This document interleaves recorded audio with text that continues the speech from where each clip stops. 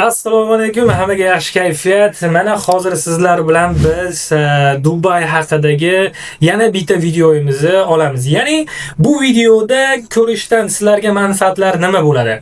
Birinchi, hozirgi paytda, ya'ni avgust oyida Dubaydagi vakansiyalar nima bo'lyapti? Dubaydagi holatlar qanaqa? Shuni ko'rib chiqamiz. Dubayga kelgandan keyin birinchi qadamlar qanaqa bo'ladi? Va uchinchidan sizlarga o'z servisim haqida batafsilroq tushunchalar beraman. Ya'ni sizlarni aeroportdan kutib olgandan keyin nima bo'ladi, uy yeb-ichish rasxodlari, shularda shu videoyimizda ko'rib chiqamiz va hozirgi imkoniyatlar qay darajaligini sizlarga batafsil hozir aytib beraman. Unda qani boshladik. Aytgancha, kanalimga obuna bo'lmagan bo'lsangiz obuna bo'lib qo'ying, chunki shunaqa qaynoq videolar hali juda ko'p chiqadi. Unda qani boshladik. Bir boshdan gapiramiz. Ya'ni Dubayga birinchi qadam nimadan boshlanadi? Viza. To'xtalamiz, keling. Viza Dubayga kerakmi? Yo'q, kerak emas. Misol uchun Yevropalarga, qolgan davlatlarga chiqsangiz, sizga Schengen yoki qolgan o'sha o'zlarining davlatlarini vizalarini olishni majburiy qilib qo'ygan. Dubayda bu narsa mutlaqo boshqacha. Viza yo'qmi deydigan bo'lsangiz, viza bor, vizaviy rejim bor Dubayda. Lekin birinchi marta kelayotgan bo'lsangiz, siz O'zbekiston fuqarosi bo'ladigan bo'lsangiz, Birlashgan Arab Amirligida, ya'ni Dubay hududlarida 1 oy davomida tekinga yursangiz bo'ladi. Ya'ni bez viza yursangiz bo'ladi. Xo'p, 1 oydan keyin nima qilaman degan savol sirasi keladi. Shuni sirasi aytib o'tib ketay videoda. Ya'ni 1 oy tugagandan keyin qo'shni davlat Omon degan joy bor, o'sha yerga kirdi chiqdi qilinadi.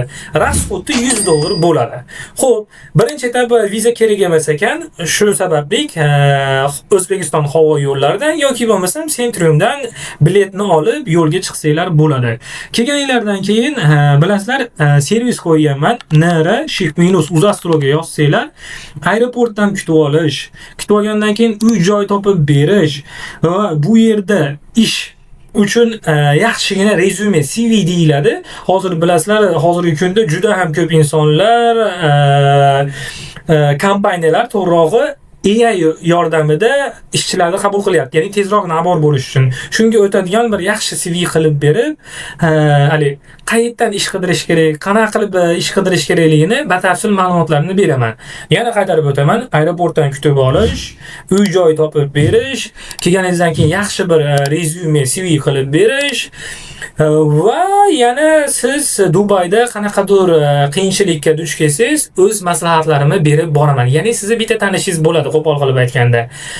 Shunga ochiq oydin aytaman, ya'ni ommaga $100 olaman. Sababi aeroportda parkovka bor, benzin bor, rasxodlarim bor. Shunga dostupniy qilib, sizlarga ham qiyin bo'lmasin deb turib $100 qilib qo'yganman. Bu oldindan to'lash shart emas. Uchib kelganingizdan keyin, aeroportda ko'rishganimizdan keyin qilinadigan to'lov. Xo'p, keldingiz, aka, rasxodlar qanaqa u yerda deb juda ko'pchilik yozadi. Birinchi rasxodimiz bizning nima bo'ladi? Albatta, uy-joy, yotoq. Bu yerga kelganimizdan keyin bizni uy-joy yotog'imiz shu $250 bilan $300 o'rtasiga to'xtayapti. Hozirgi kunda mana avgust oyida shunaqa rasxodga to'xtayapti yotog'imizni. Endi yeb-ichishimiz o'zimizga bog'liq. O'rtacha men hisoblab beraman $200 da. Ba'zilar $100 ishlatadi, kimdir $200, ba'zilar $500 ham ishlatib olgan kunlari bo'lgan. Ya'ni bu o'zingizni ishtahangizga qaraladi. Undan tashqari yana nimaga rasxod qilishim mumkin deydigan bo'lsanglar, shu transport. Ya'ni siz uyda o'tirmaysizda, faqat ko'chalarga, mo'llarga borib turib, o'z rezyumengizni berasiz. Rezyume tarqatayotganda o'z-o'zidan siz rasxod qilasiz. Shu где-то bir $100 atrofida xarajat qilib qo'yasiz. Xo'p, borgandan keyin aka, sizlardan nima taklif qilinadi deyiladigan bo'lsa, sizlardan ingliz tilini bilishinglar kerak. Hech bo'lmaganda B2 darajasiga. Nimaga deydigan bo'lsanglar, sababi sizlarga ish beruvchi kompaniya, mana men Rossiyada bo'lganman, patent, qolgan barcha rasxodlarni o'zim qilganman. Dubayda ish beruvchi bu narsalarga mas'ul shaxs hisoblanadi. Ya'ni sizga $2000 sarflayapti, lekin siz hech bo'lmaganda til bilmasangiz, $2000 da sizga nimaga sarflash kerak degan savolni beramiz katta. O'z-o'zidan agar siz til biladigan bo'lsangiz, imkoniyatingiz juda yuqori bo'ladi.